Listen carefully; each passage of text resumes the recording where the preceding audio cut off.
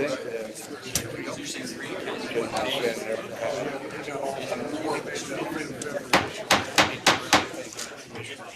right.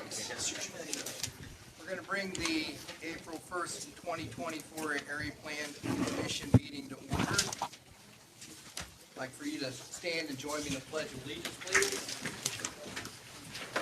I pledge allegiance to the flag of the United States of America and to the republic for which it stands, one nation, under God, indivisible, with liberty and justice for all.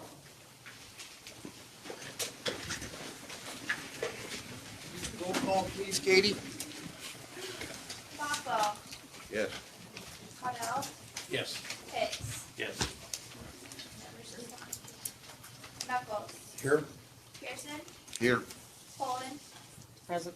Schultz. Here. On. And Adams. Yes. Now, Pat Nevers, he texted me and told me he was caught in traffic in Houston, so he would not be making this. He'd have to drive pretty quick to get here. Understood. All right. Okay, approval of the minutes of the March 4th, 2024 meeting. Please review those.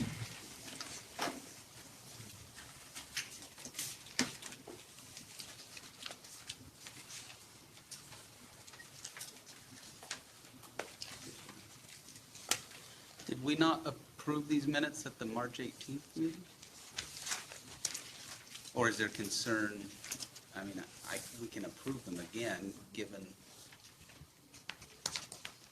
but I thought these were the minutes presented at the prior meeting. No, these are different. These are Because it's different. got me and my wife attending, and she's not here. It was Karen, not my wife. About 3 different spots. Yeah. So would you like to make Nice these to finally corrections, meet you. John? Well, I would think so. I mean, she'd like to get rid of me sometimes, but I don't think you would want me either. Oh, Under I see that. approval minutes for February 5th, it has my wife listed. And on 4/2, she's listed again, and on 5/3, she's listed again. Cut and paste don't work sometimes. It's possible I read the packet long enough ago that I just thought it was at the last meeting.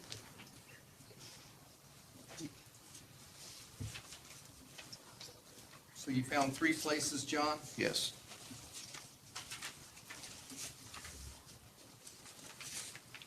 I have a question also on 5.3 Rules of Procedure.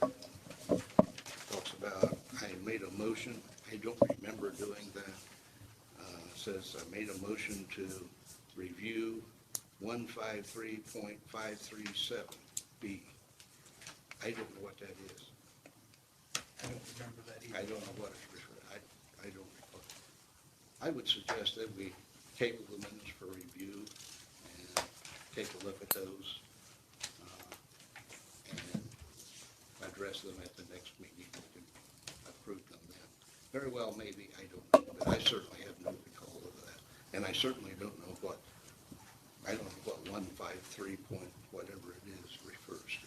So Finding of it's facts. not specific. Dr. Bob, So, pardon? Finding of facts.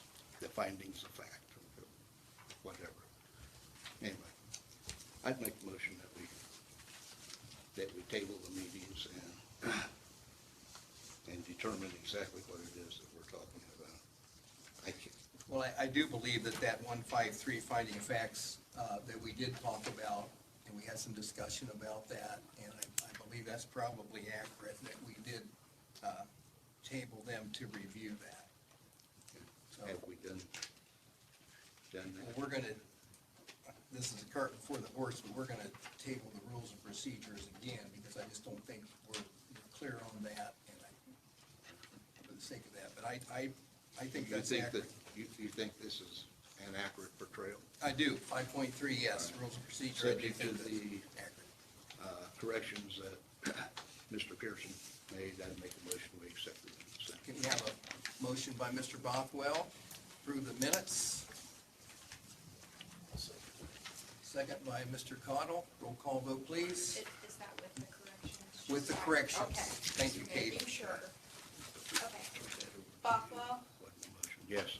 Cordell, Yes. Hicks, Yes. Knuckles, Yes. Pearson, Yes. Poland, Yes. Schultz. Yes. Okay, motion carries. Okay, number 4, public hearings. Old business, we have none. New business. Now, this is in regard to public hearings. We have none of those, correct, Ryan? Correct. Okay. All right, reports, resolutions, communications, and general discussion. Before we go there, that's my understanding, we received a resignation from Nicole Bailey. Now, is that something, Mr. Glickfield, that we would need to act on? Other than just make a motion to accept it, I guess. Okay, And then I'm assuming you'll want the spot filled as quickly as possible. Because she's building Building inspector, yeah. And we need that done. So a motion to accept her resignation and then to authorize the director to start the interview process. okay. Well, I want to thank Nicole for her 5 years of service. So I want to publicly thank her for that. With that being said, motion? Anyone? Be so moved, unfortunately. Okay. Second. Motion and second? Bothwell, Yes. Cordell, Yes. Hicks, Yes. Knuckles, Yes. Pearson, Yes. Poland, Yes. Schultz. Yes. Never mind. Sorry. Now, I did, we don't have minutes for the March 18th meeting. Is that, will those be coming? That was a regular scheduled meeting. Should They- have copies. Now, I do have the executive session minutes that I asked you to prepare, but I don't know where the regular meeting ones are. So do we want to table these executive sessions until we get the regular minutes for the March 18th special meeting also? Yes. Okay, so we'll do that. And Mr. President, since we brought up March 18th meeting, and there were concerns about Robert's rules being followed and notice requirements and the Chronicle Tribune, and there was a bit of a hubbub about it. So in this duly noticed regular meeting of the Area Plan Commission, I'd like to ratify the actions taken by the body on March 18th. So I'd move to ratify the actions taken by the Area Plan Commission on March 18th, 2024. Is that a necessary move for us? I'm sorry, Is that necessary for us to do so? I wasn't at that meeting, so was it, what, are you talking about the meeting after the executive session? Yeah. So, Mr. Glickfield, in the public meeting, since executive sessions, we can't vote on anything, that's when we voted on the 5-day suspension of the executive director. And that was voted at a meeting at that time? Where, yes, where Which the was notice properly requirements advertised. are under question, according to the Chronicle Tribune. Then I don't think it hurts at all to ratify it in a public, correctly, no dispute advertised meeting. Is that a motion, Mr. Schultz? That is a motion. Do we have a second for the ratification of March 18th regular session meeting? Question. And I accept, what we were saying, but it's not an agenda item. How would these folks in the audience, for example, if it weren't this issue but any other issue, have knowledge that this was going to be discussed? Well, if, I did consider that, so I can rescind. But in the meantime, I will second, the motion that you have. But we probably, when we're going to do these kinds of things, we need to specify on our agenda, and especially when it's dealing with personnel, what it is that we're doing. Ratification, I wish we could have got it to the agenda so that everybody would know. Well, I did consider that, Dr. Bothwell, and if I'm willing to rescind, because according to Robert's rules, if we want to quote Robert's rules, I'm in a lot of bodies that use Robert's rules, and 2/3 vote of the body can amend an agenda, even after it's been passed. And that is not considered a issue of absentee rights, which is what, so, Understand that well, but we didn't do that. so I rescind my We're trying to motion. take I that, move to and I amend think the it's okay. agenda to have ratification, and I think it's appropriate time to talk about, or do you want to do that later, what we've been discussing? We're gonna get to that. Okay, well, for now, I'd like to amend the agenda under the first item of number 5, ratification of the March 18th, 2024 meeting. And that would require a 2/3 vote by Roberts. Okay, so we have a motion by Mr. Schultz. We have a second Second. by Mr. Bothwell. Roll call vote, please. Bothwell, Yes. Cabo, Yes. Hicks, Yes. Buckles, Abstain, I'm not sure. He wasn't here. Peterson, Yes.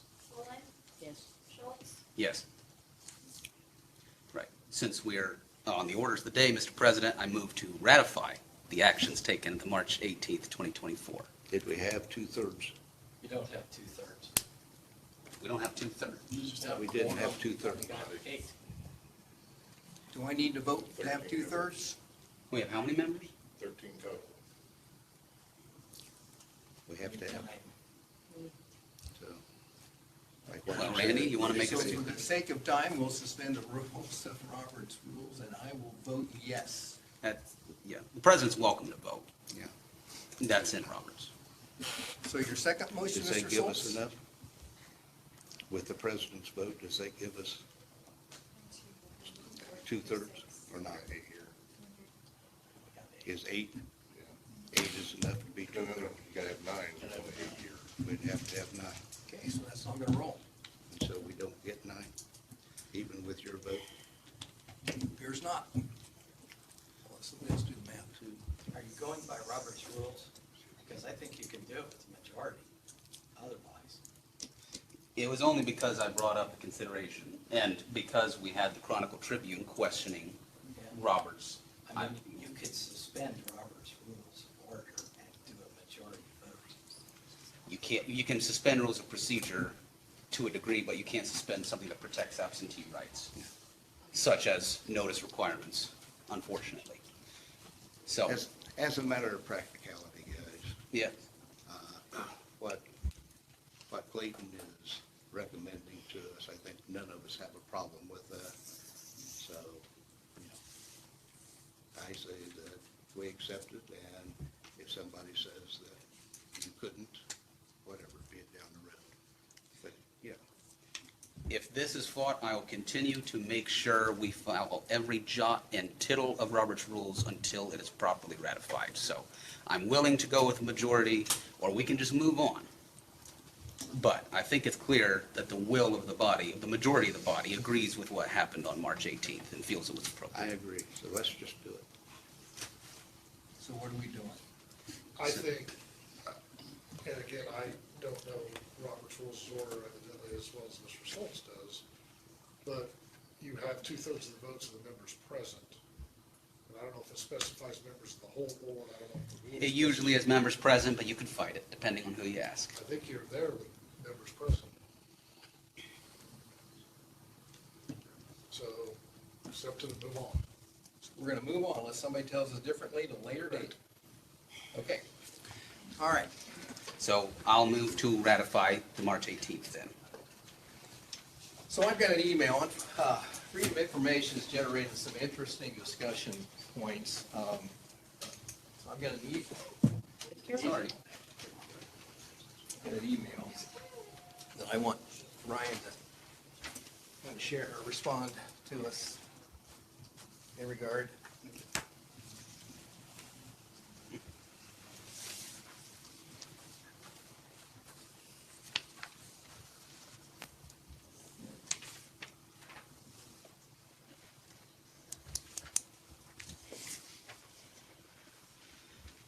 For what it's worth, what I found on a couple websites is majority of the body or 2/3 present.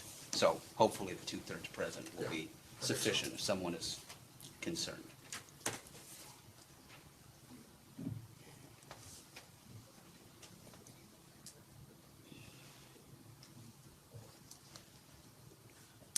has an opportunity to review that email.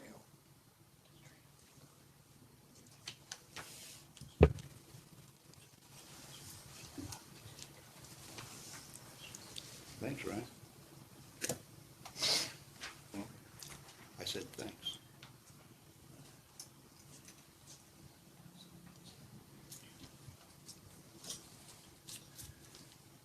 Okay, since this is a public document, anything keep me from reading this, David? No, it was evidently, it's in the public domain now, so no, I don't see any reason why you should. Okay.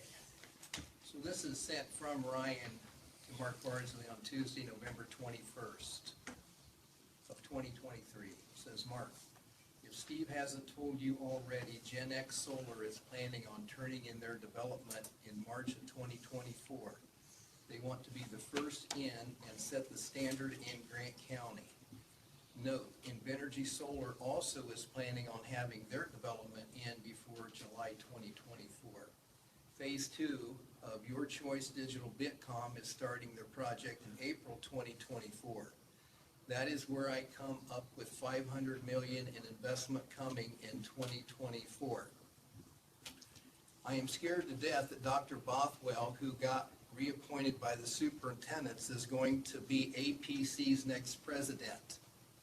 This could be the biggest year Grant County has had in over 30 years with investment in the comp plan. I could see Bothwell and his group sandbagging all of it. Right now, I have the APC numbers, but a quarter of the APC is going to change at the beginning of next year. I am losing Steve, David Broyles, Chuck Reedy probably, and Rob Kaus. 4 of my biggest voices against Dr. Bothwell. I am worried to say the least, and it's no secret that Dr. Bothwell would like to get rid of me yesterday.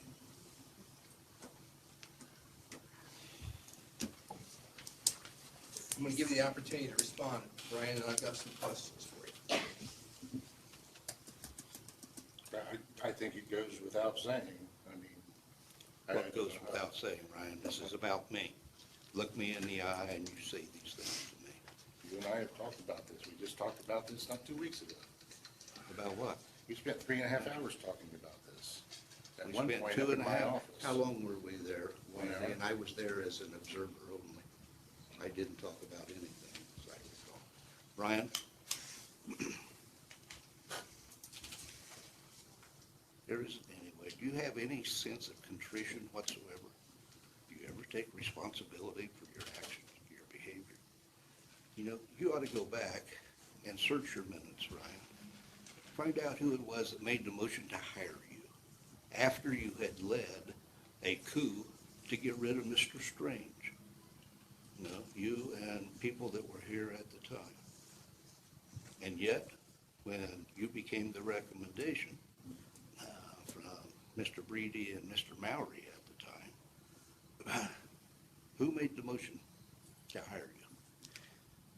When you had your toes to the fire because you were usurping the authority of this body to hire and to fix compensation for employees, and you did it ahead of time. Mr. Monroe was the first one to bring it to your attention. Who was it that made the motion to save you and say, let's make this back to the time when Ryan employed this person? And that first one, the second time that happened was with Grace, if you remember. And I called it to your attention. And you argued with Mr. Monroe at the time, you argued with me, you asked the last 3 attorneys that we've had, each one of them told you that, no, you don't do that. But you did. Who was it that bailed you out? The last time, Ryan, that you did that, other than one that is going on right now, but the last time was, we're without an attorney. Mr. Persinger resigned the end of December. But yet he came to every meeting. And come to find out, in March, a year ago, he'd been here January, February, and March, comes up to the April time. You had re-employed him without any of our knowledge. Mr. Persinger had been coming to the meetings and getting paid, and we had no knowledge. We thought we had no attorney. And the way it came up is we were asking, where are we with replacing the attorney? And we could go into that even further. So who bailed you out again? Who was it that made the motion to continue Mr. Persinger's employment for another 3 months until the 1st of July or the end of June? Who was it? And you come up with this kind of stuff? Who is it that has supported you through? And then you want to sit here, don't justify it, Ryan. Just don't do it. Am I upset about this? Which one of you folks out here are part of my gang? You see, what's that say? Right now, I have APC Bothwell and his group. How many of you are part of my group? Have I ever recruited you? And then we go on. 4 of my biggest voices against Dr. Bothwell. You recruited voices and against me by my, pardon me, I try to remain as professional as I can. This is over the line. Okay? This is it. I'm not going to be called out for things that I have not done. How dare you? How dare you? Subversive. One of the most subversive people I've ever been around, right? And I've been around a lot. Okay, excuse me, Mr. President. You can carry forward. I would like, apparently, this just happened to be one that's about me. Mr. Street out there, are you the person that collected data? You might want to ask him somewhere along the line. I would certainly like to know what other kind of damning information, either about individuals or about projects or whatever, were revealed by the information that Mr. Street was able to come about. So I'll at some touch on time, that I'd in like the for you public to comment section. allow him to speak to this. This is just, what, 3,100? I'll cover it in the public comment section, sir. I plan to speak tonight. Okay, 3,100 payments, and this is just one of them. This happens to be personal at this point. Any other comments from the commission? I've got some questions I'll ask Ryan, but I want to open the floor for any other comments. I would like to hear if Ryan would like to share anything. Oh, he's going to get the opportunity, absolutely. Okay. Would you like to now or after the questions? Go ahead. Okay. I guess my first question, Ryan, is this email wasn't included in the packet of emails that Mr. Street had requested from you, because I spent a lot of time looking at those emails, and I did not come across this one, which generates the question regarding how many more might we not have gotten, or what Mr. Street might not have gotten. I've got 8,000 emails. I went month to month. I went up and down, up and down, up and down each month. I tried to be as thorough as I could possibly be. Like I said, you got 2 of these. So I went month by month, received, sent, received, sent.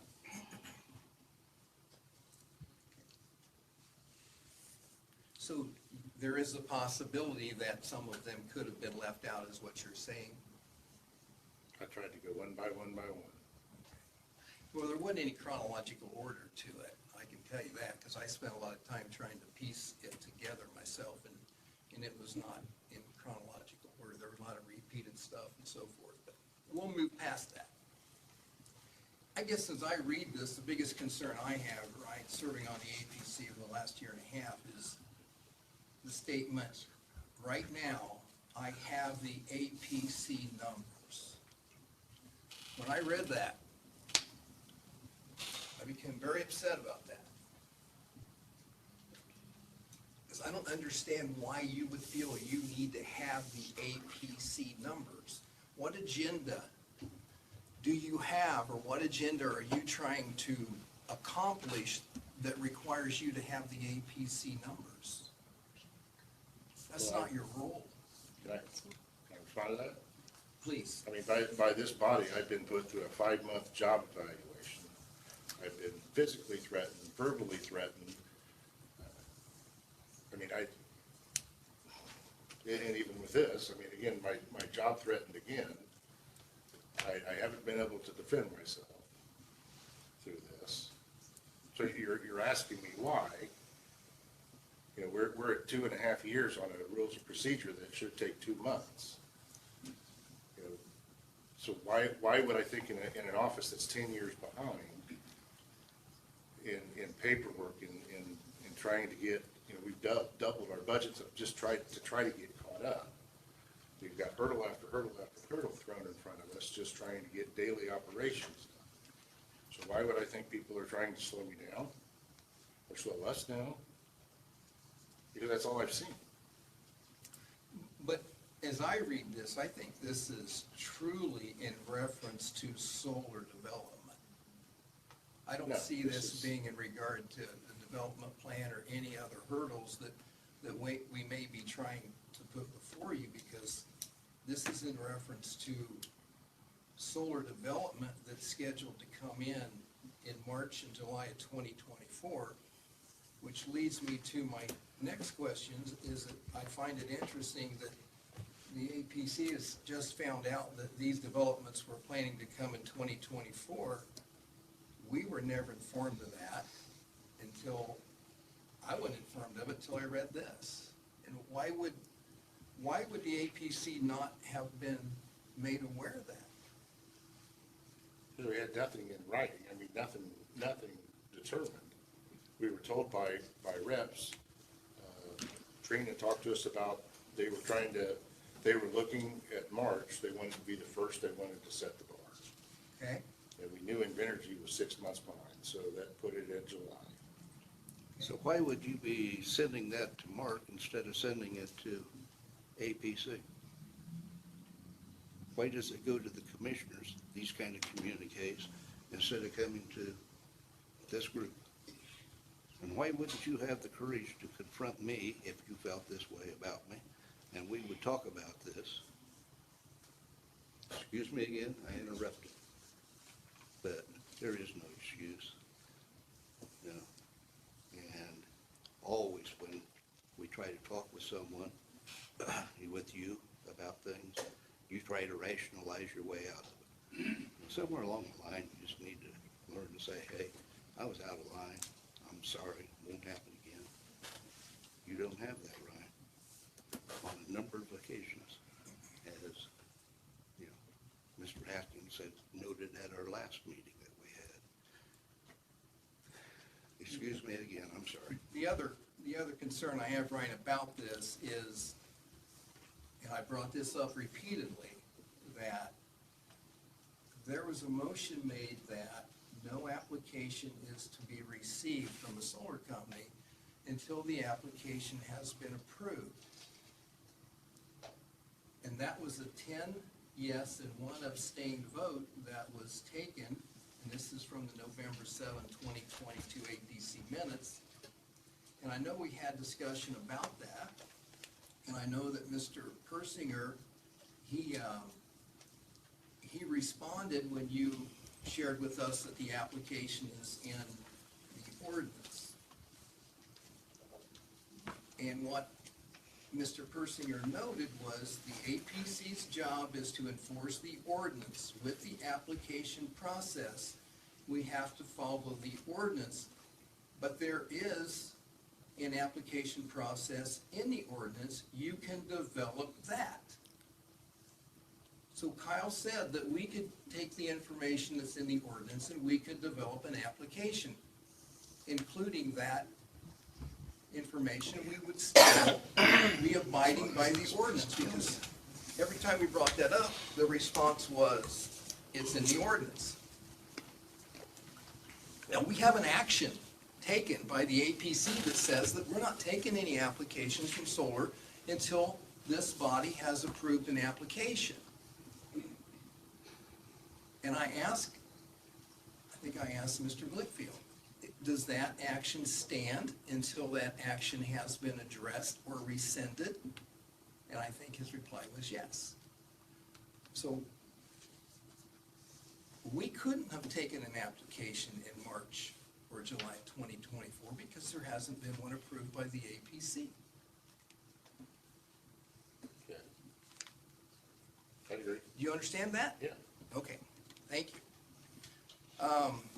Which leads me to, how does this body want to go about developing an application? I guess I've thought some about that, and what I would ask Brian to do is to not seek input from solar companies, but to see if there's applications available by other counties. And we could either do this in a full commission process, or we could create a committee, a subcommittee for that, or we could give it to the executive session. I think those are our three options, to have some input in that application process, but I believe we need to start that process. So how does this body feel about that? I think a committee would be appropriate that would then report to the larger body. Okay. Do you want to allow me to form that committee with the assistance of somebody else? You want that committee to go before the executive committee to be approved? Or how do we want to go about this? We're a transparent operation here. Seems like we could take nominations here. Okay?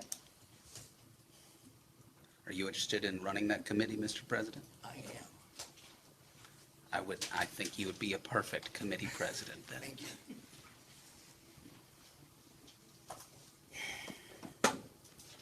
I'm going to ask that we get a representative from the BZA, so I'm going to ask that the chairperson of the BZA help me with that. Now, since we're transparent, do we want to invite a public member to be part of that, or is that out of order? Can we do that? As long as the full body ratifies it, I don't see why you couldn't. So I don't have the answers. I'm only making suggestions. Please share. Maybe it shouldn't be tonight. Maybe we should seek. If we are going to get people potentially from the public that Have would them seem to submit. be concerned about due notice and people not knowing and not being on the agenda. Okay, so Maybe next month. yeah, so if there is someone from can we agree that we would like to have a public representative? Anybody opposed to that? So if there's somebody in the public or more than one that would like to apply, is that what you're suggesting, Clayton? Yeah, and this may be out of line, but it's the way that the hearings are held. So if we could have, ideally, someone from the public who identifies as against and someone who identifies as for, and then body members and BZA and APC. So there's If a somebody balance. would like to note themselves at that status, we would accept that. Yeah. Okay? And I suppose it could just be decided by this body, but I think two, so the possibility is open at least. And if we don't get anyone apply that's pro-solar, then more power to the citizens. Okay.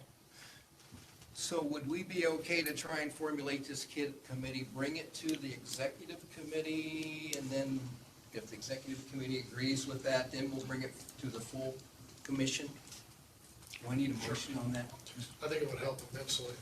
And maybe in the motion, put how many members you're thinking and who it would consist of. I think that would be helpful too. For example, you talked about 2 members of the public, you talked about yourself, you talked about the chairman of BZA. That's 4. Seems like it would be effective. Maybe. So maybe one more member of this group to round it out to 5. Katie, are you doing okay with that? I think so. Okay, so we're talking about A lot on me. the chairperson of the BZA, chairperson of the APC, Okay. potentially two citizen members, and we need one more person from this body. I'll go with you. Mr. Bothwell? Sure. Okay.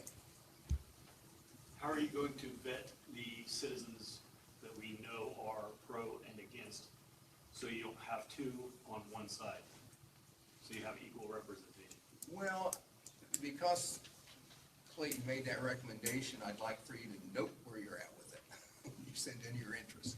Seems like if you'd be favorably considered if you're showing up to the meeting. For example, I'd be a lot more interested if Mr. Weaver wanted to apply, since he's been at these meetings, rather than someone, and I think it has to be a resident of Grant County at the very Now, least. keep in mind, I would hope that the application is formulated from the Yes. research that Ryan provides to us, Of course, and with any interest that may exist within the body of Grant County. of course. Okay. Just like we pass things according to state and county law, and yet we have public hearings with two sides presented. Okay. So we got something to work with. Are we doing a group of five? Five. Six? Okay. All I needed. Somebody want to make that motion? So moved. Is that what you want? Okay, Mr. Bothwell makes a motion that we build this committee of five with the president of the APC, president of the BZA, with two community members, that's four, and Mr. Bothwell. Do I have a second? Second. Frank Hicks seconds. Roll call vote, please. Bothwell, Yeah. Cordell, Yes. Hicks, Yes. Knuckles, Yes. Pearson, Yes. Olin, Yes. Schultz. Yes. All right, motion passes. Mr. Chairman, if you need me, let me know at those meetings. Okay, thank you. Okay. On my agenda. If I could, Mr. President, I don't know that we've finished the discussion regarding the email, if other commission Sure. members or Absolutely. Mr. Malat wants to address it. Absolutely. Any other comments in regard to the email that we've discussed from commission members? Or Ryan, any other responses you'd like to share? Yeah, I mean, obviously, it was whatever was going on at the time. I'm not proud of it. It had to do with field studies. Email started off with Gen X letting us know that they were going to be doing field studies. I know there's a lot more to this than just this.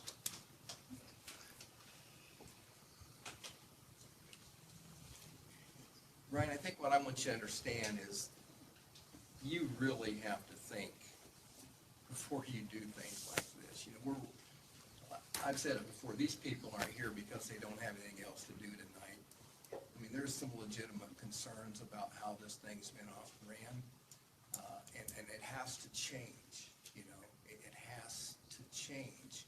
And we're gonna go through, our next move here is gonna be to ratify the terms of the probation that you experienced a week or so ago. And you're gonna hold the burden of meeting the criteria that's on this. It's gonna be your burden to show us with evidence that you're addressing these concerns. Okay? So I don't think you got one of these. This is a draft, and I apologize. I tried to use Google Docs and I'm a Word guy, so I tried to send it to you guys. John, I think you got yours, didn't you? Finally. Okay. After 4 attempts. So I hope you had the opportunity to view this before now. If not, that's why I wanted to give you a paper copy. Everybody got a hard copy? David, you get one? You guys didn't, did you? I don't think Yes. so. This is the same one from the email, right? I hope. Okay. It appears like it is, but. This is the one we're gonna act on, because this is the one that's on the hard copy. It looks this thing there. Look at it. That's all. We're gonna see where we go with that. Grammatical errors can be fixed without a motion, but yeah, Not grammatic. yeah, yeah. Non-substantive changes can be changed without a motion in the So what draft. I'd like to do is provide an opportunity for the commission to view it. And then we could go section by section to see if there's revisions that we want to propose. I think it's important that we get something as a guideline for Ryan. I think that's only fair that we do that. Mr. Atkins, Yes. this is a really important kind of thing, and in view of, the thing has me upset tonight and so on.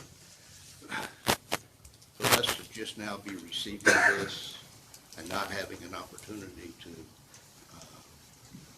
digest it, if you will, I would, very much like for us to take this under advisement.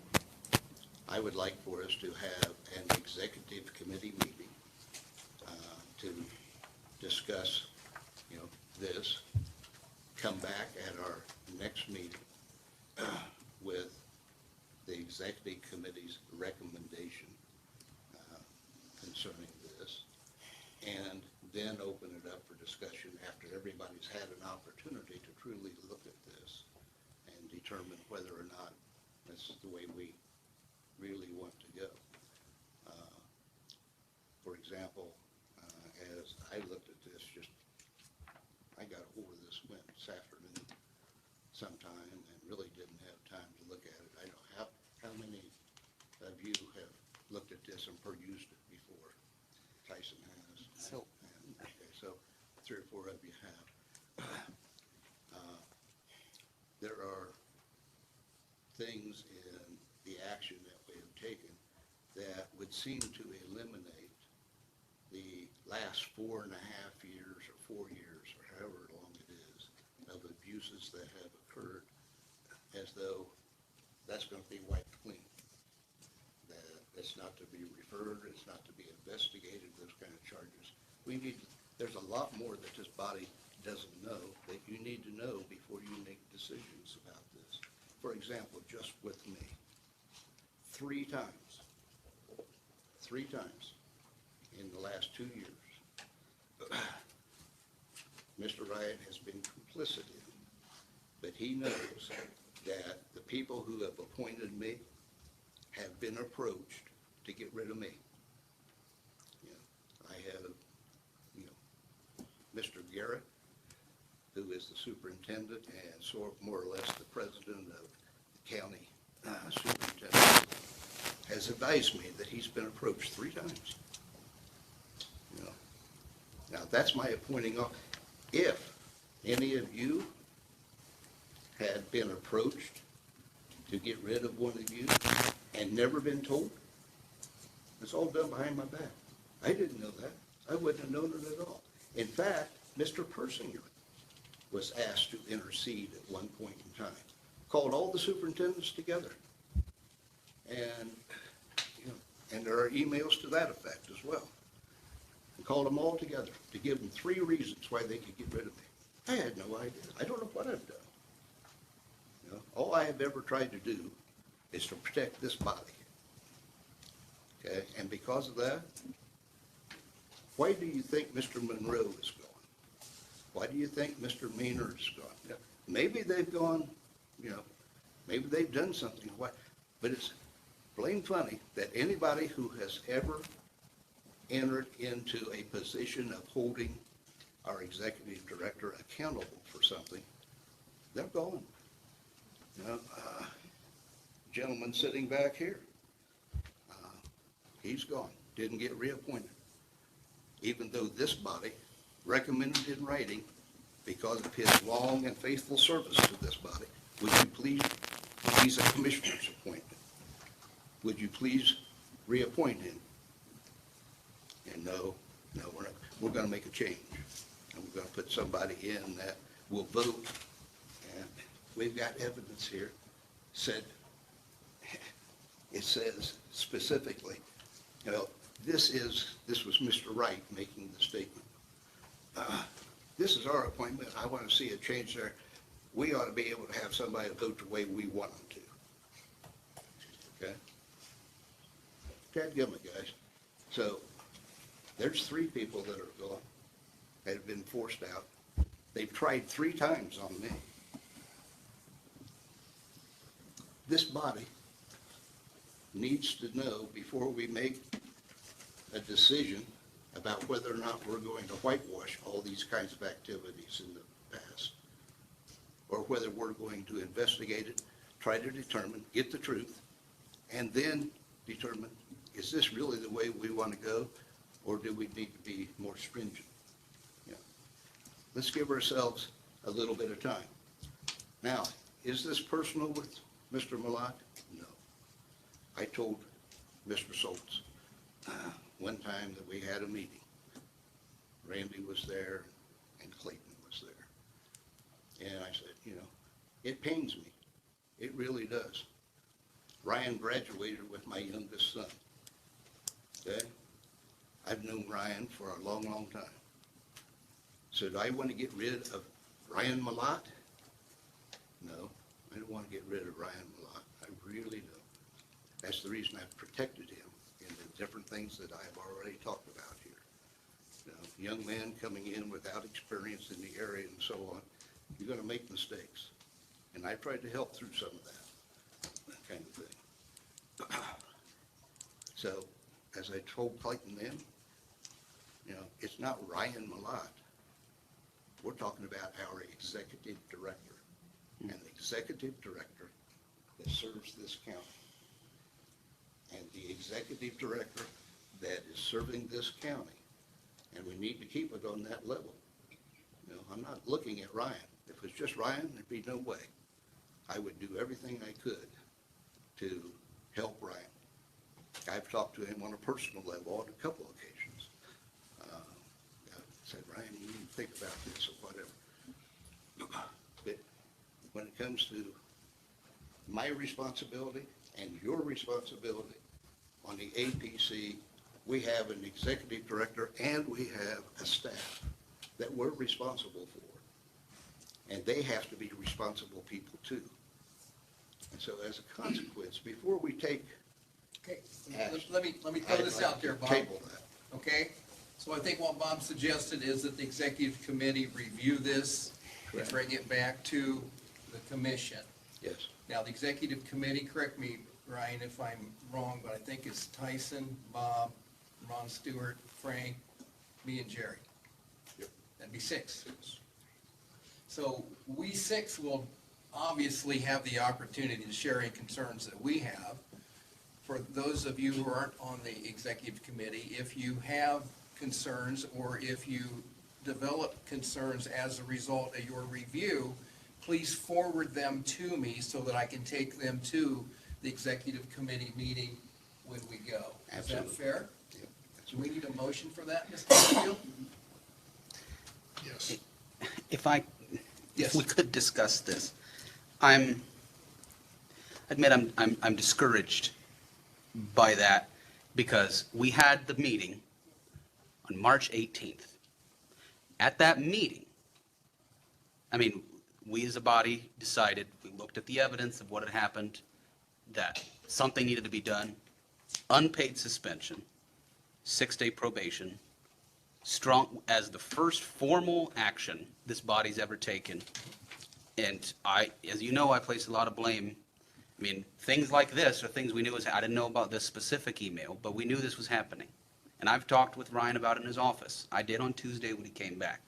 This is the nonsense that has to stop, that we have to get under control. Must be acted on. Exactly. And we can't forget what happened. We have to continue to investigate. But our action we took was strong enough that at the next public council meeting, Mr. Atkins was placed on the hot seat by the county council to demand why the first formal action taken against the executive director was so strong. Now, I have reason to believe that after the meeting, Randy was able to talk to some people and, there's some, people understood some of what was going on. But I don't think it's just a slap on the wrist. And what I'm most frustrated about, to get to the point, that meeting was March 18th. At the March 18th meeting, we said the executive committee would draft the expectations for the 6-month probation so that we could vote on it the next one, because this is very serious. We have a man coming back from a 5-day unpaid suspension and told we have a zero tolerance policy of what?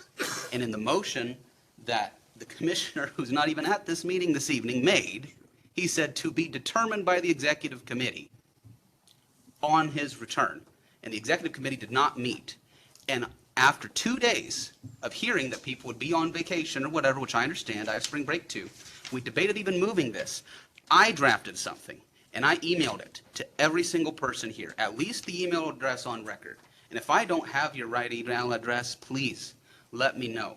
But on March the 20th, I sent out a draft, and I got a response from Steve, and I got a response from Randy.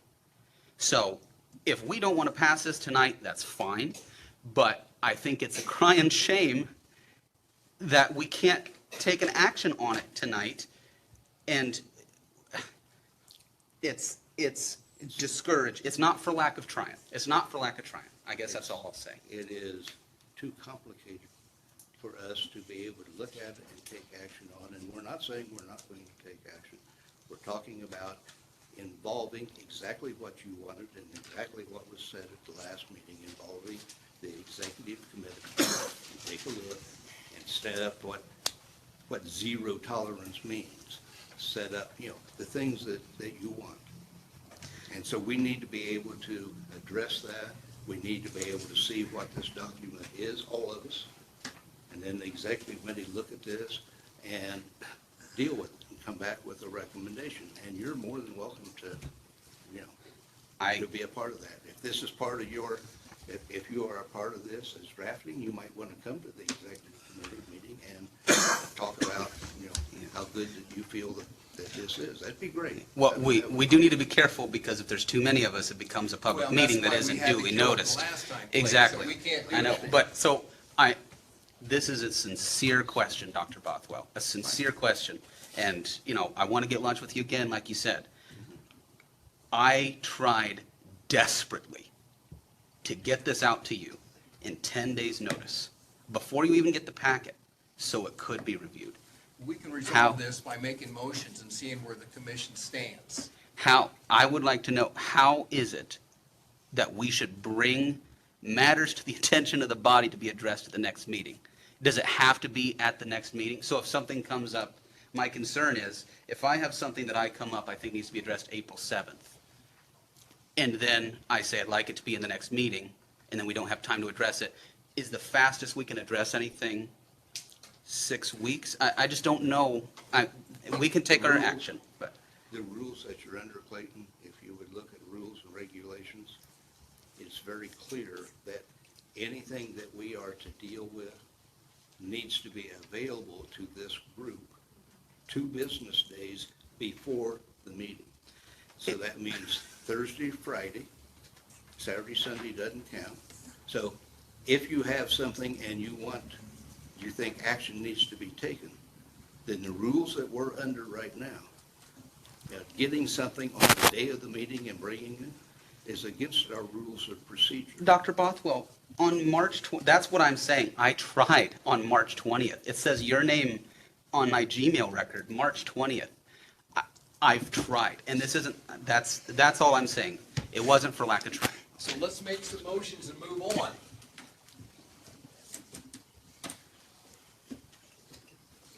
What motion are you looking for? Well, if you would like to see this go before the executive committee, then let's make a motion to send it before the executive committee. So moved. All second. To go to the executive committee? Might as well. Okay, we have a motion by Dr. Bothwell that the terms of probation be moved to the executive committee. We have a second by Mr. Soltz. Now, here's the other question we had about rules and procedures in the executive committee. If the executive committee has a unanimous decision, does that mean that it holds? No, it's because it's specifically 6 out of 13, because it's not a majority of the area And I plan think the commission rules and procedures say that, don't they, doesn't it, Ryan? regarding That if the staff. executive committee has a unanimous decision, that whatever decision's made holds to the commission. Yeah, to be ratified. If we want to surrender that, then we need to say, if you want the executive committee material to come back to this commission for full approval, which personally is where I am at with it, because I don't want to make decisions for Absolutely. everybody. I don't want any of that Okay, so we're gonna suspend the rules Step if they done by read, Kate that it and will report. come back to, so within that motion, let's state that it comes back to the commission for final approval. Absolutely. Okay, roll call vote, Katie. Bothwell, Yes. Cordell, Yes. Hicks, Yes. Knuckles, Yes. Pearson, Yes. Poland, Yes. Schultz, Yes. Motion carries. If I can just take 45 seconds and I'll be done. Okay, I 40, promise. Flaky. 40, okay. Again, I'm sorry, Dr. Bothwell. It's not my intention to spring things on people. If I need to call people, I'll call people. I really want us to be able to, because I think, frankly, the issue we're dealing with is lack of respect for the commission, which Director Malott has to answer for. But we have to do our utmost to be respectable and take action when required. And I have to correct the record from something I said at the last meeting regarding this. I said that we were 1,500 permits behind. I went to the office and looked at the permits with the Director Malott, and Nicole was there before she resigned, and there are 1,500 permits open. That does not mean they're 1,500 behind, many of which I saw have been visited in the last 6 months. Now, it's difficult to know exactly how many are behind. Someone will have to go through and probably manually look before the software is updated. So I might have to consider doing that on one of my Saturdays. But we're not 1,500 permits behind. We have 1,500 open permits, and we frankly don't know how many we're behind. That's 50 seconds, Thank Clayton, you, but it's okay. Sorry, Mr. All right, President. we are going to move appreciate on to your reports, report. resolutions, Thanks. That was a communications, question I and had. general You too. discussion. Mr. Blickfield. As Dr. Bothwell had mentioned earlier, when we were talking about the minutes, the mentioning of 153-537, I was asked under that specifically about paragraph B, the proposed use will not injure or adversely affect the use or value of the adjacent area or cause injury to any property or business therein. Dr. Bothwell's point, in the future, that's really hard to ascertain based on whatever facts that are presented at the hearing. And I guess to make things very clear, and I believe this comes from state statute, by the way, this is at the time the hearing is held. If it would help everyone, certainly it can be amended. You know, you'll have to go to the commissioners, ask them to put in, amend the ordinance to say at the time of the hearing. So hopefully that clarifies the situation. I don't think it's even possible for you to go into the future and determine whether this could do or not do. You have to make that decision at the time the hearing's heard. And hopefully that answers your question. Still a little fuzzy, but yeah, there is that. And then the other issue about being able to move, there were, Change the questions in regard to the finding of facts. Yeah, this is under findings of fact. Yeah. Specifically, we're talking about one of the specific findings of facts that are required. Okay, that are That's what required. we're referring and to. those are state statute. I believe these findings of facts they come from the state code, and they were put into ordinance form here.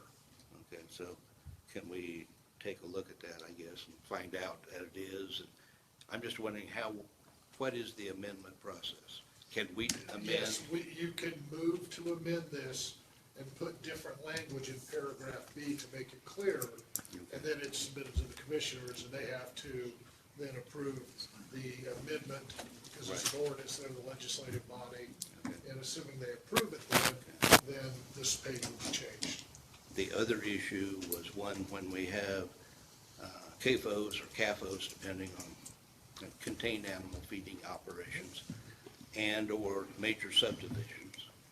It's intended for us to have 2 hearings, for it to be introduced, and then, after it is introduced, we are to take action, and we are, at this point, given 3 options.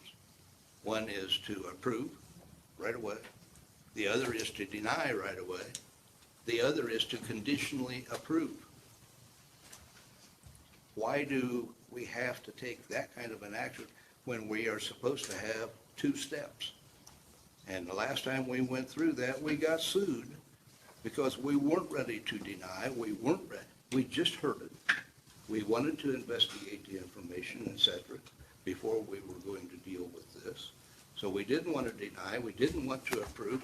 We couldn't move to a second hearing without prejudice.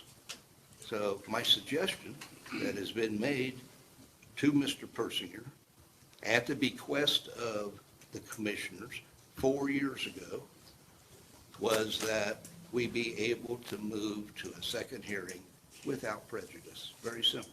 Can that be done? And if that's the case, how do we do it? Those were the two items that I asked at the last meeting for us to look into. So one you think we've got an answer to, and the other one we're The other still one, searching? the other one I did not, Okay. I don't have an answer to that yet. Okay. Now, if you would, I would appreciate I it. think I understand Look at your it. question much better than I did last time. Okay, So I'll try to report back on that, okay, that'd be great. if you don't mind. No, that's fine. Call me so we can have a little bit more. I can ask you a few more questions on what you're specifically getting at. Okay. So I'll try to report back on that next meeting also. Anything else? Nothing else. Ryan, in your report, could you give us an update on where we're at with the contract in front of the commissioners for the Okra grant? Right now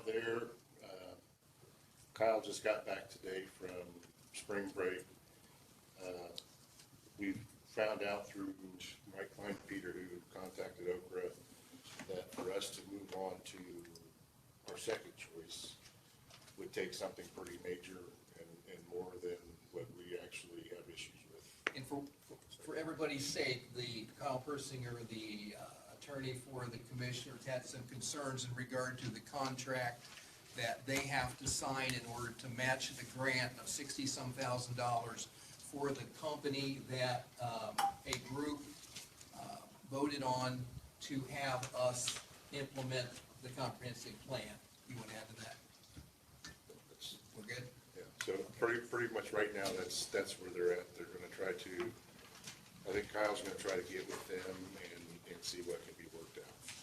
Well, and I did follow up with Ron, who wasn't able, he's in Indianapolis, but he said that Mike said there's not grounds for us to go to a different service provider at this time. Okra Unless- denied that? Yeah, well, Okra didn't deny it. We talked to him, Mike Kleinpeter talked to him about it and entered some, or let them know some of our issues within the contract. And they didn't feel those were big enough issues that couldn't be corrected to have to move on to our number two. So would we It'd want have to be something like, we can't come to a we can't figure it out. It would just have to be something big so, for us not to use. so could Mike lead us maybe in what conditions may allow us to change providers if, I think Kyle's gonna try to talk to them okay, tomorrow, and then probably send something out on whether or not they can come stand trial. okay. Other things, Ryan? Also with the Okra demos for like Jonesboro and Upland, Mike's supposed to call me at some point this week to get into that. I do have a permitting question to get your guys' input on it. Here's one of the things that we run into on our commercial permits. We don't have commercial permits that go for everything. So, you know, Westview Elementary School came in, they are putting in 26 individual HVAC units into the school. And they're also going to have to wire up 220 electric to all of them. In the past, Brenda said, oh, we would charge commercial electric for $45. We haven't in the past required permits for HVAC. So my question to you would be, for these 26 units with electric being ran throughout the school too, do we charge $45 for a commercial electric, or would you rather see that as a remodel permit? Personally. On a square foot basis, the Yeah, square foot on of a the square school. foot basis, which would put that cost from $45 up to $6,063. What do you recommend, Ryan? Normally, we would do 45, but even with that, happening to look at 26 units and having to look at electric throughout, that's going to take several inspections, but it's not going to take $6,000 worth of several inspections. So what's your recommendation? So, I mean, we've generally done $45, but I don't want to charge them $45 and have someone question why we didn't charge them $6,000. Are there ever conditions when we can make an exception to that or amend that fee schedule? Well, like in this case, it's just, they're doing HVAC and rewiring it. So the next case could be they're doing windows and wiring some rooms, but not all rooms. In the past, I've tried to use basically common sense to what are you doing, what requires permits. I'm just asking because this is another commercial situation to where, it looks like a lot, and it could either be $6,000 or $45. And as I've encouraged you in the past, please bring things to this commission so you don't wear the target and take the arrows when it comes back. Which is what he's doing. Exactly. Yes. That's what we want him to do. Thank you. And I Now, we would, get to make the decision, guys. yeah, Basically, I Ladies? don't have anything in the middle, is what I'm Right. saying. yeah, yeah. Like any exceptions, like for public school Right. systems, that kind of thing, because school systems work for one. Right. Budgets, just like in anything else, is hit hard. And that's a good chunk. So, I mean, I don't know. On behalf of the school community, which is why I'm here, obviously, I would agree with Karen.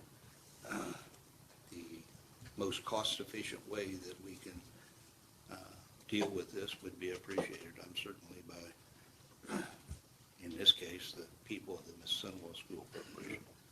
So that'd be my recommendation, is that we go that way, and if there's heat that comes from that, we'll take it. We need a motion?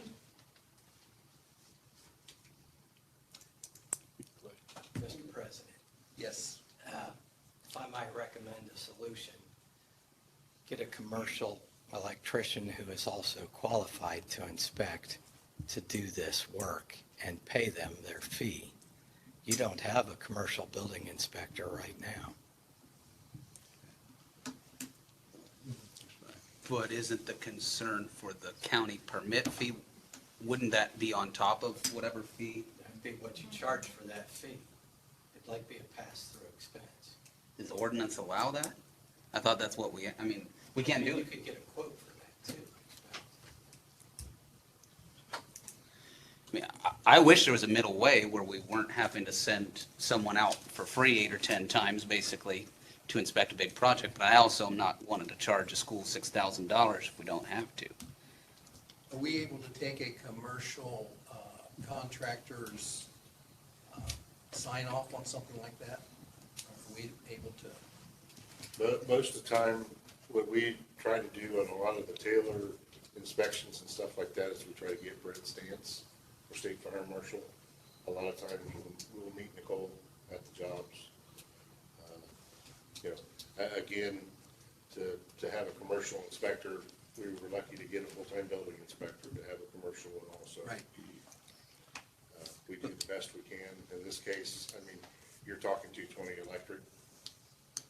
So, we've dealt with enough electric and it's not going to, now if you're getting into 440 or something like that could kill you instantly, I'd be more concerned with it. But with this electric is what we look at also in residential. For the commercial applications, I mean, most of our continuing education, a lot of it is in commercial too. We're just not certified in it. So, I mean, a lot of the conduit stuff like that. What does it take to get a commercial license? You have to go through, like, I'm B1, I'm residential certified for structural. But there are certifications for, There's different levels of it, or? yeah, for plumbing, electric, there's combo, you get into commercial, you've got the same.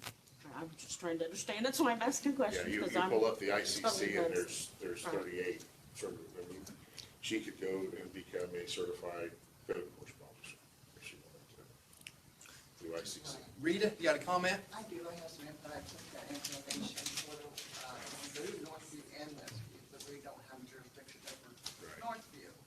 And it's kind of a time crunch for them, and we just got the permit or the request maybe a week ago, when we had to come in front of you to make sure there's no updated fee chart that we need. They're doing demolition starting this month.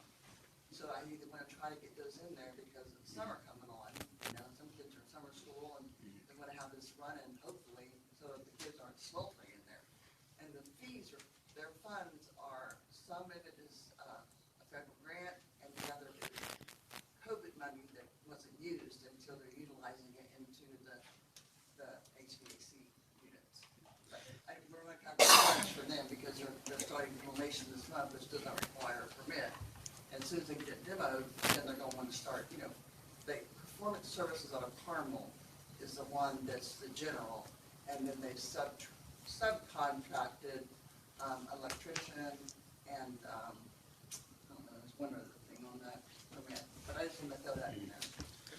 It seems like at some point, now that this has come up and other issues about remodeling and things, maybe the ordinance, we need to consider a change for a scale of a project and charging for anticipated number of inspections or time spent. But as things read now, it seems like we should charge the lower amount, and I'd like to make a motion to do that.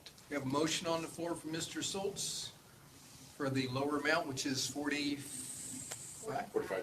$45. And a second?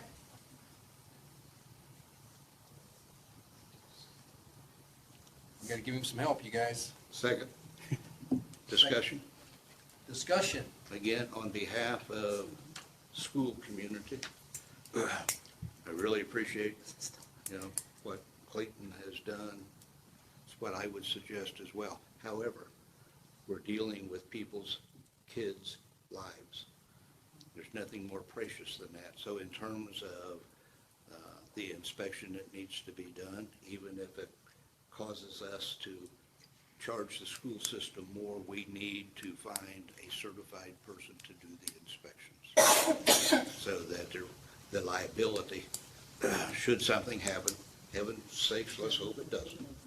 But if it does, we've done everything that we could. It was done by professional people. So I would add that, if you're willing to add that to your motion, that the inspection be done by a certified commercial inspector, with the charge being added to the school. Well, if you're gonna do that, Dr. Bothwell, we've got we probably got $50 million worth of commercial stuff going on at Taylor. All of it should be. At this point in time, I'm making a recommendation on behalf of the public school I mean, community. with all due respect, without me looking at the ordinance, and these are contractors that also have people they have to report to. I mean, we have to entrust our inspectors at some point, people's homes, they have their kids there too.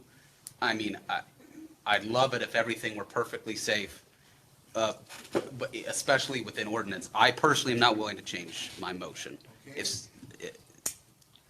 I still second. Yeah. So the associated fees get passed along with the $45. Well, they've killed that. So Well, now we're that's looking what I at don't know.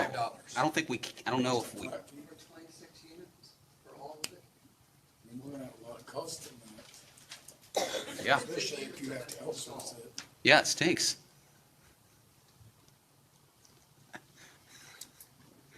Or 6,000. Grant and COVID money, so the federal hasn't paid its budget. Or paid. Any other recommendations? Well, I've said before, at some point, we really need to get through all of our This fees. isn't installed. I mean, this isn't the only one. For a brand new house, we only charge $150, but also in our brand new house, we do 10 to 15 inspections. So, That's after not enough. $150, the taxpayers start paying for us to show Yeah. up. So, as I said, it's kind of on the list. How quickly are you gonna have to make this decision? When will they be They're for waiting on a permit. They're waiting on us. a I was gonna permit? say, it's probably, they'll have a board meeting probably coming next Monday. Now, call the question. And if there's more that we need to do, we can bring that up as an additional Yeah. motion. Yeah, if my motion gets voted down, we can talk about the other, but Let's pass that and So repeat your motion, Clayton. I move we charge $45 to Westview Elementary School for the inspection fee. A second? that's what I seconded. Second from Mr. Bothwell. Roll call vote. Okay, Bothwell, Yes. Cordell, Yes. Hicks, Yes. Knuckles, No. Pearson, Yes. Poland, Yes. Schultz. Yes. Motion carried? Yep. All right, that's been fun. Okay, we're going to table anything else, Ryan? I did want to bring up, we talked about it a little bit in the area planning commission. But I'll hold on to yards and setbacks, one of the first ordinances I was part of. Somewhere in the course of what we put together and what got signed and sent, I made a mistake in there somewhere, I believe. I've got an email here from Kyle talking about, if you look into the ordinance, the changes where we added H to that section, and we were changing E in that section. And that's basically what our email here is saying, is that E was changed to the wording due to mistakes. What got recorded, H was added, but E was not changed. What I would like to do is make that correction to E and reintroduce it to the Area Planning Commission for public hearing at the next meeting. And the other thing that come out of that discussion is we will never again issue another ordinance that doesn't have the stamp certification on it. That came out of the BZA discussion. And I'm assuming you guys can access that, the certified stuff, or do we need to We have find to go it? to the recorder's office. Okay. So And it wouldn't be unreasonable to send whoever wants one to the recorder's office to get it, would it be? No, it's absolutely right, they should. So we don't have to carry that burden? Right. Okay. I Anything like that else? answer.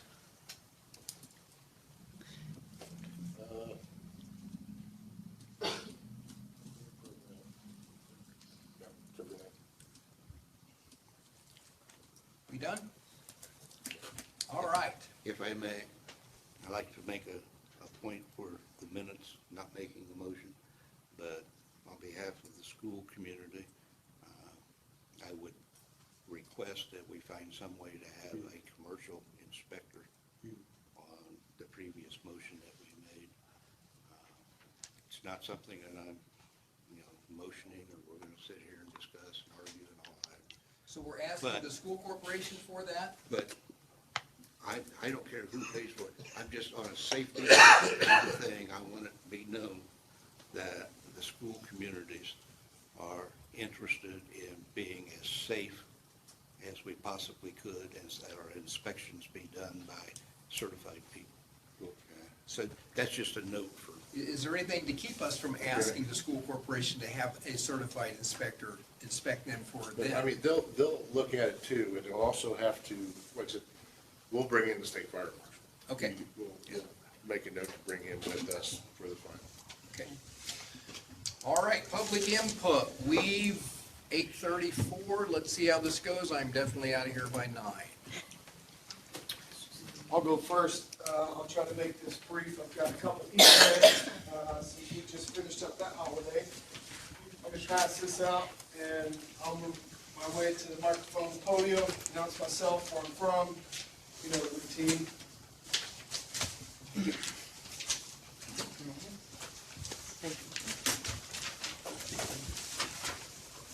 So I'm Dallas Street. I live outside of Van Buren. My first Easter egg of the season. Each of you should have gotten an email today. I don't know if you had a chance to look over it. That'll be the highlights of the 3,100 pages that we received from the commissioners. A small group of us went over those, picked out the most important parts. I gave it to you. I sent it out to some other people, but I would encourage you to look through those. I am fully aware there's not much that the APC can do in regards to the commissioners. I mainly sent that to this committee, the members, so you could see that they think you are a stepping stone and that you have zero say in what they do. That's blatantly obvious in the highlights if you want access to all 3,000 pages. Let me know, I'll get it to you. The commissioners don't respect this body at all. They don't respect the body of the BZA. They pretty much say that in emails with Mr. Malat and with the solar companies. My next Easter egg to what I just gave you. Some of you know, some of you don't know, surprise. There was a landowners exclusive dinner at Obie's Barbecue for the solar projects recently. Little Birdie and I met and I received the details of this dinner. That is a solar project timeline for GeneX Solar and every land area that they currently have leased for their project. Some of that land probably isn't known. In attendance at this meeting was Trina Rudabush of GeneX Solar, who's with us virtually tonight, and Steve Wright, who sat right beside her throughout the entirety of this meeting. Those pictures came from the birdie I had a conversation with. He's asked to remain anonymous. My next Easter egg is this. I know specifically there was one family involved in the GeneX Solar project that wants out. This family initially offered 500 acres of their land. They were told that's not enough. It's an all or nothing lease.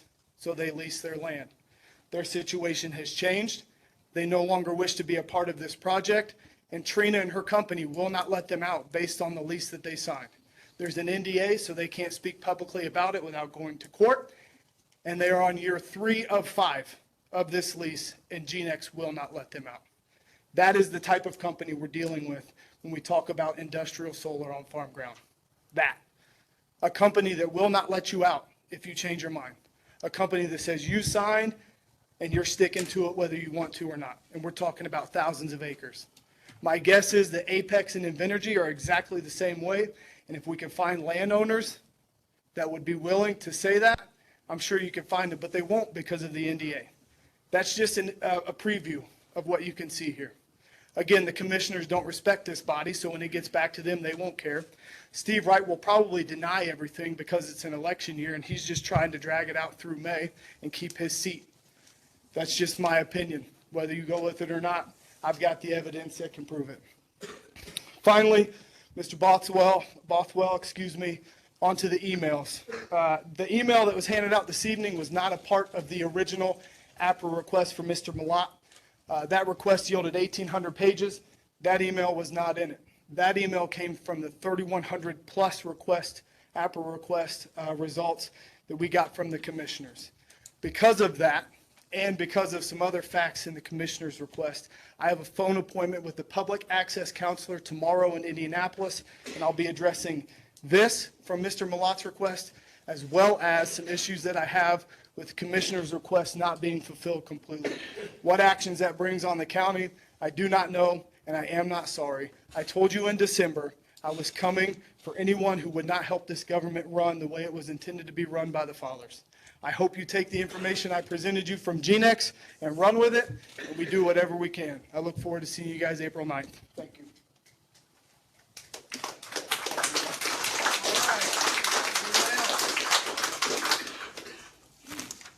I'm Ed Hartman. I expect all of you know that.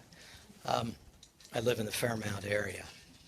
There's a few things that, were noteworthy in the commissioner's emails. The small portion of it that I looked at, I'd never seen such a mess. It was an obvious attempt to try and avoid following the law in any way possible. Many emails that were more than one page, you got one page. Sometimes you got the second half, which was maybe half a page. The first page you didn't get. You got hundreds of pages of listings of states and cities. Okay? Every little city you could think of. I don't know where they pulled this out of, but it wasn't in the emails that were requested. This was just filler and garbage that the commissioners threw in there to make it more difficult to go through it. Mr. Malat's emails weren't better, but they were not real good either. You could find things all over the place in those throughout. dates years apart, not in sequence. Anyway, you got begrudging compliance at best from your commissioners, and you ought to consider that when you go vote. Another thing to consider is, he says Gen X is one of the, an unreliable, a partner you would not want to do business with at all. They came begrudgingly to record their leases, which is state law. Of course, there's no enforcement of that state law, and they knew it. So they don't obey state law unless you can make them, obviously. So if that's the kind of company you want to deal with, okay. As far as Invenergy is concerned, they're far worse. People that have dealt with them wish they'd never seen them. If you get in with them, you'll find it out eventually. This is a buyer beware situation. Anybody signed that lease with these companies, they can be left holding the bag. These companies sell it off to some company that goes out of business and leaves them hung. They won't continue to get lease payments from a company that went out of business, They'll just have all that mess left on their land and probably no way to get it cleaned up. And eventually recycling will be the law of the land on these kind of things. As we've seen in California, the dumps are filling up with them because they're 10 to 15 years ahead of us. And there'll be those problems. So this is something that commissioners ought to be running from instead of running to. And these are all things they know and have been explained to them if they listen, but they don't. So something else to consider when you vote. Another thing to consider is that Bob Hiley was appointed to your board. I believe this man recommended him. When I found out where he lived, I went to Steve Wright and said, this man's an illegal appointment by you. He must live in the unincorporated area, but he lives in Sweetser. You got to do something about it. So he did take him off the board. This man recommended him. He knows where all you live. But yet he wanted him for some reason, even though this board sent a letter recommending Myron Brankel be reappointed. Just things to consider. Maybe the commissioners don't respect you, but your executive director should respect you. Thank you. Thank you. Anyone else? I have a question, perhaps from Mr. Hartman. I don't know the group or us. We are in moratorium, correct, at this point in time with the solar information, that sort of thing. During that period of time, I presume that someone's looking at the opportunity to speak with representatives of the commissioner's office about amendments to solar office. Is that ongoing? I mean, we're going down the road. We're already, 2-3 months into the moratorium? Bob, we're going to get an application first because we're not taking any applications until an application has been approved. So we don't need to be pursuing No, amendments to we the will ordinance. move into the amendment process through the resolution that Mr. Glickfield has prepared. So we are ready, for that, but we don't need to do that yet. Okay, all right. I just think you don't want to lose your window of opportunity. Right. Cale Grindle, Jonesboro. This isn't so much for the APC as you people as citizens first. I would like to point out that our commissioners did spend $15,000 of our taxpayer money to hire lobbyist and law firm Craig DeVault. They did. Yeah. To lobby, I understand why, the Indiana state government to pass House Bill HB 1121 in order to approve Grant County to change the local income tax from 0.2% to 0.5%, specifically in order to pay for a jail that commissioners so desperately want. Through our figures that we can figure, the 0.2% that we have now would have brought in roughly $58 million over the course of the tax, which ends in 2045. With the 0.5% total, that would bring in, what was it, about $145 million, completely negating the need for industrial solar.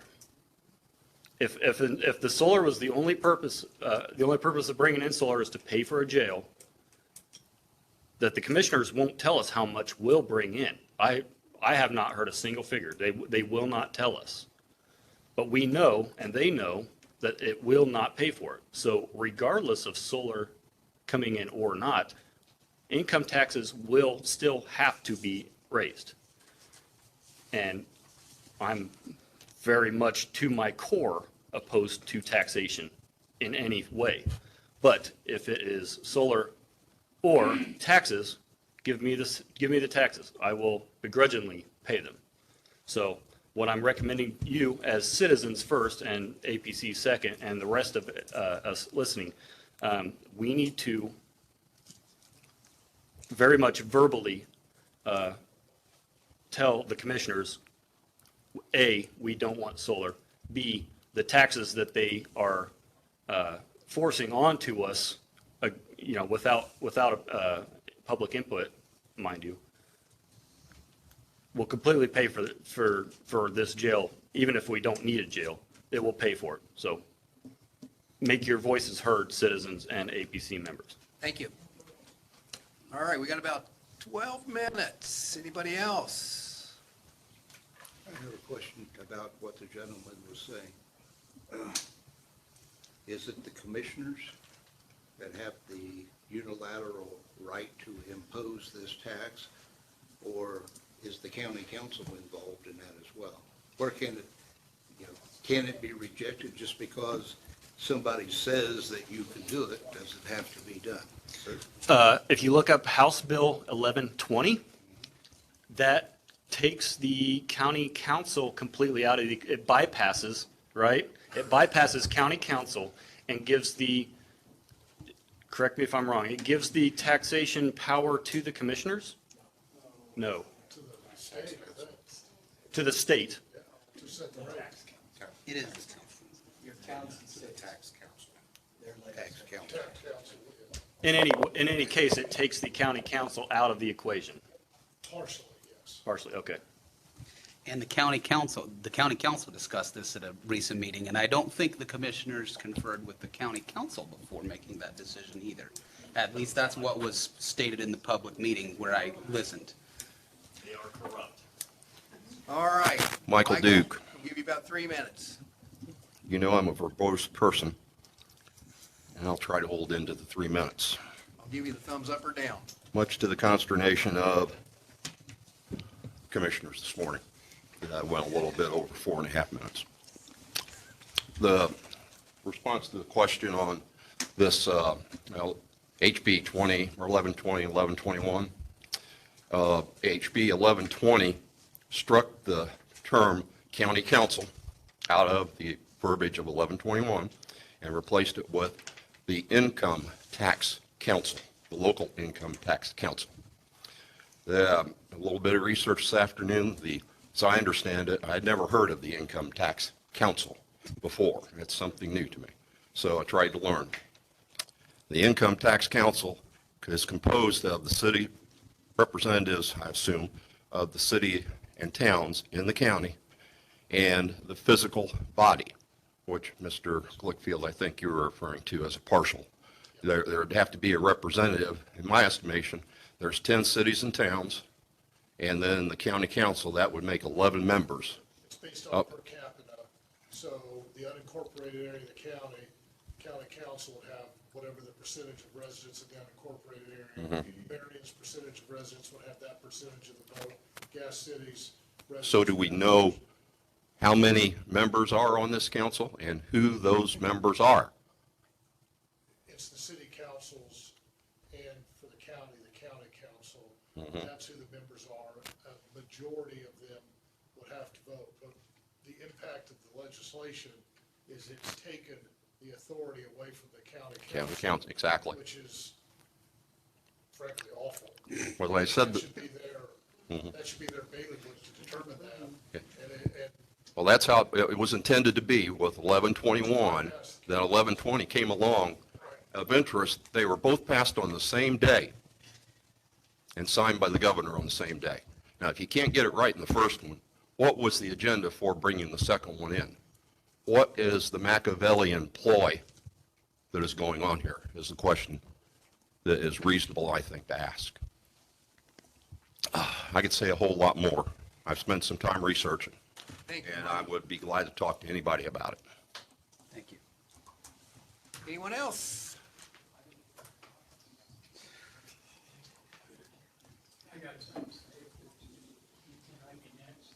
You can be next. Come on up, Charlie.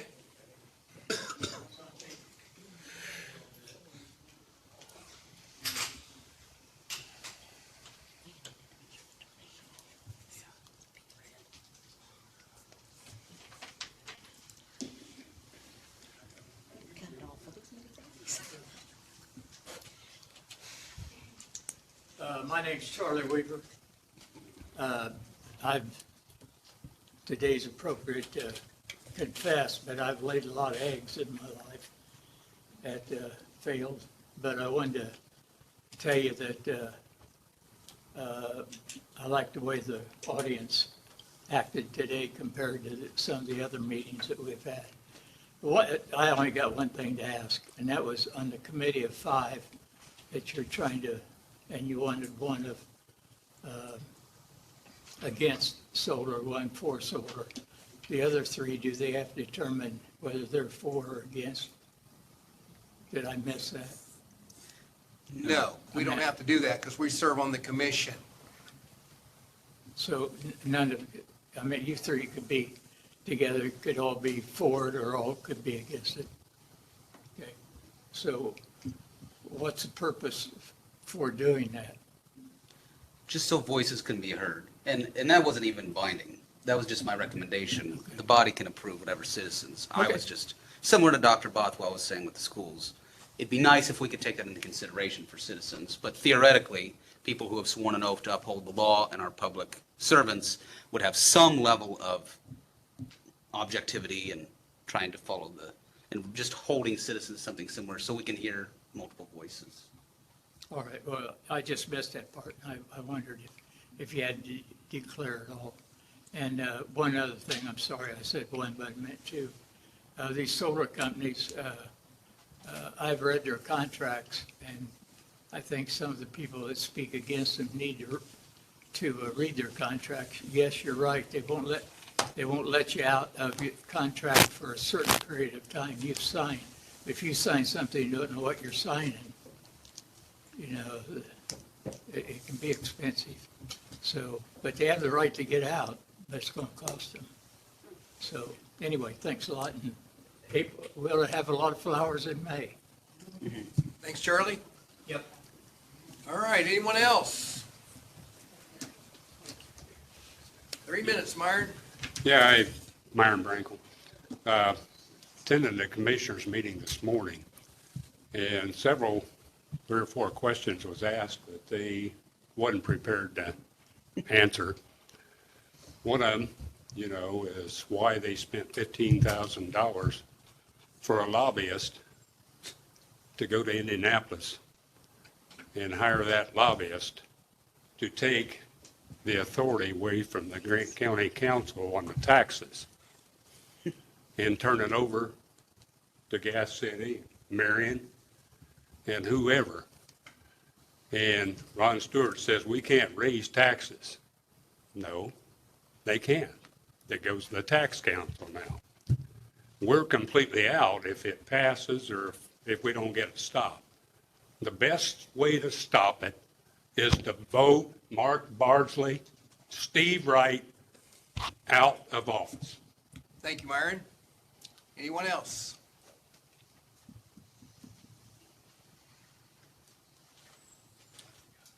Hearing none other. We'll take a motion to adjourn. A motion we adjourn. Second. All those in favor say aye. Aye. Thank you, everyone.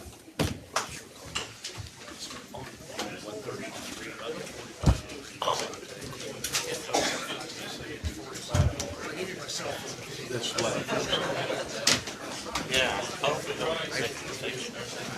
I'm a night